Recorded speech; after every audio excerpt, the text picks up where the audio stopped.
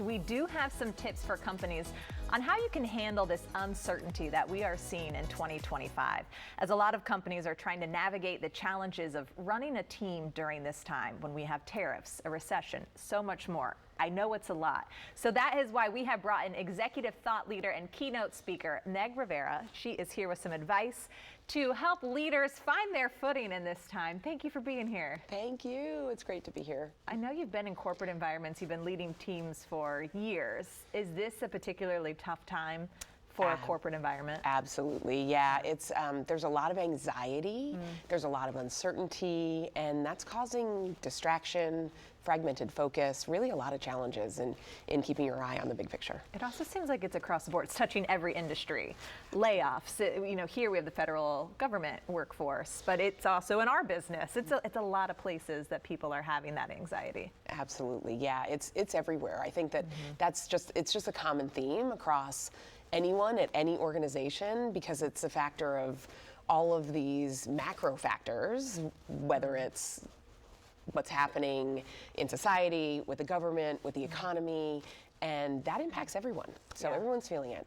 Okay, so what are some of the mistakes that leadership is making during this time when everyone is anxious and we're not feeling like ourselves? Yeah, I think the biggest mistake you can make is to bury your head in the sand.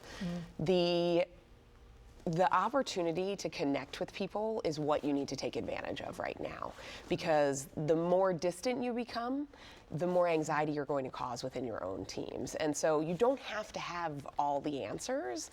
Lean into having those difficult conversations, and that's really what's going to have the impact. Yeah. How do you approach that? How do you approach this uncertain time right now? Especially as a leader, I'm sure if you had all the answers, you could go in and say, here's the plan, here's how we're going to handle it. But there's things coming every day that they don't even have the answers to. How do you run a team when you don't know what's happening? Well, none of us have a crystal ball. I wish I had one. Yeah, I wish I had one. But the fact of the matter is that we don't. So own it.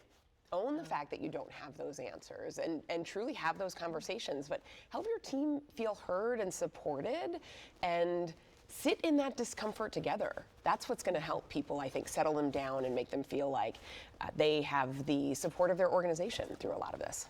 I feel like I think of the employees first, right? That's what I am. And then you think of your managers and your leaders, and they are also probably as concerned as we are about their jobs and keeping their jobs. What are some tips for them right now on how they can lead to make sure they're proving themselves to stay in the position that they have? There's definitely several tips that I have for leaders. Okay. The first is stand in your truth. To me, being authentic, sharing your experiences, really bringing vulnerability to the table is incredibly impactful when you are leading a team and wanting folks to feel comfortable under your leadership. Standing in that truth is a really powerful way to build trust and transparency, and a culture where people feel like they belong and they can do the same. Yeah. I know we have a couple other tips up there on the screen as well. We have to learn more from Meg. Unfortunately, we don't have any more time today. We're going to go find you a new website just launching today. Go check her out. It is megrivera.com, and we'll learn so much more. Thank you for being here. Absolutely. Appreciate Thank you. Yeah, for sure.